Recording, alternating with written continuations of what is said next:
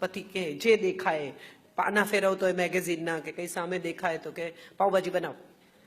જે પહેલો વિચાર આવે કે હવે અત્યારે કોણ જાય શાક લેવા, તો કે પછી હાંડવો વઘારી દે, કે એ તો સવારથી આથવું પડે. તો છોલેપુરી બનાવો, ચણા તો પલાળવા પડે. ધીરે ધીરે ધીરે ધીરે એ દિશામાં લઈ જાય જ્યાં મેનુ તૈયાર છે. મનમાં નક્કી છે, પછી જ ફોન કર્યો છે, કદાચ અડધી તૈયારી થઈ ગઈ હશે. ઇન્ટરેસ્ટિંગ વાત એ છે કે પતિને આ ફોનની ચીડ છે, પત્નીને આ ફોનની આદત છે. સૌથી મજાની વાત એ છે કે જે ફોનની ચીડ છે ને એક દિવસ નહીં આવે તો શું કરશો, એ બહુ ઇમ્પોર્ટન્ટ છે. આપણે જે માણસ વિશે મેક્સિમમ ફરિયાદ કરીએ છીએ એ માણસ નહીં હોય તો રાહત થશે, અને જો નહીં થાય તો આપણે ફરિયાદ કેમ કરીએ છીએ?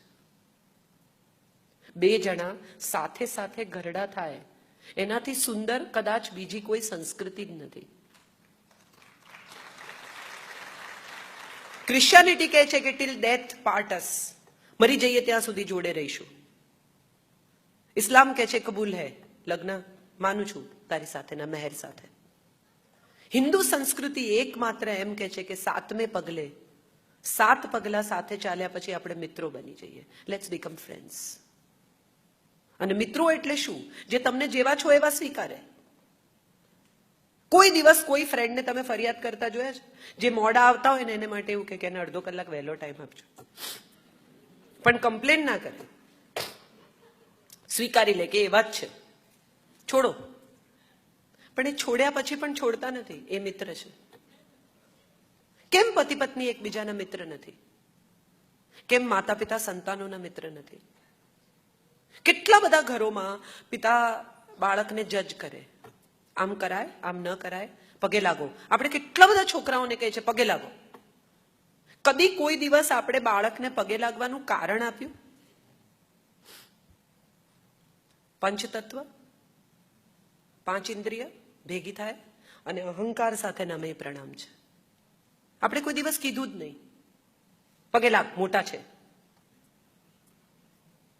મોટા છે માટે શું કામ પગે લાગવાનું? તમારા છોકરાઓ હવે લોજિક સાથે જોડાયા છે.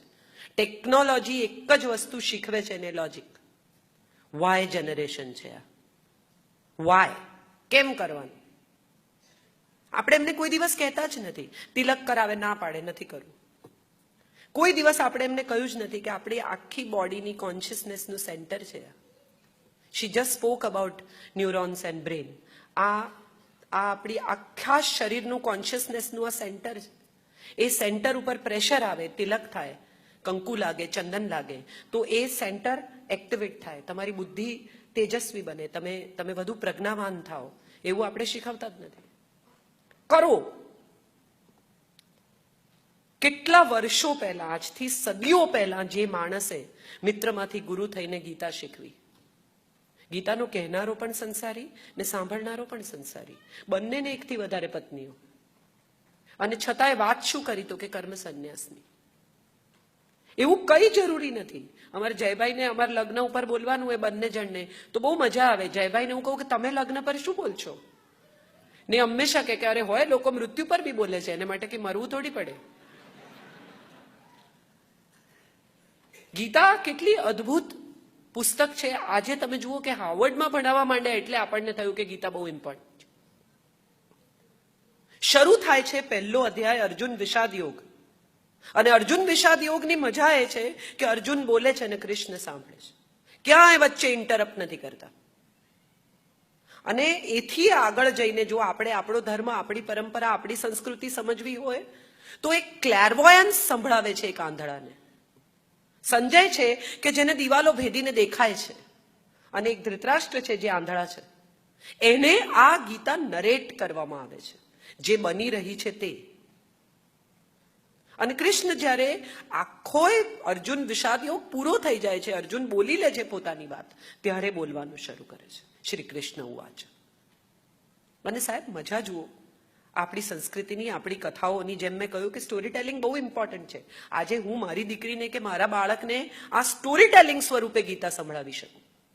ગીતા એ કોઈ માણસના મરી ગયા પછી વાંચવાનું પુસ્તક જ નથી. તમે કશું ઘરમાં લાવો ટેકનોલોજીથી ભરપૂર કોઈ સાધન અને એની સાથે એક મેન્યુઅલ આવે. એ મેન્યુઅલ વાંચ્યા વગર તમે પ્લગ ઇન કરો, ધડાકા થઈ જાય, કોઇલ બળી જાય, જે થવાનું એ પૂરું થાય, પછી તમે મેન્યુઅલ વાંચો એનો અર્થ નથી. આપણા દેશમાં ગીતા માણસના મરી ગયા પછી વાંચે છે. જે જીવન જીવવાની શૈલી છે, જે જીવન જીવવાનો રસ્તો છે, એને આપણે માણસના મરી ગયા પછી ઘેર વંચાવીએ છીએ અને એ બ્રાહ્મણ વાંચે છે. આપણે શું લેવા દેવા? ખાલી બેસાડી છે ગીતા ઘેર.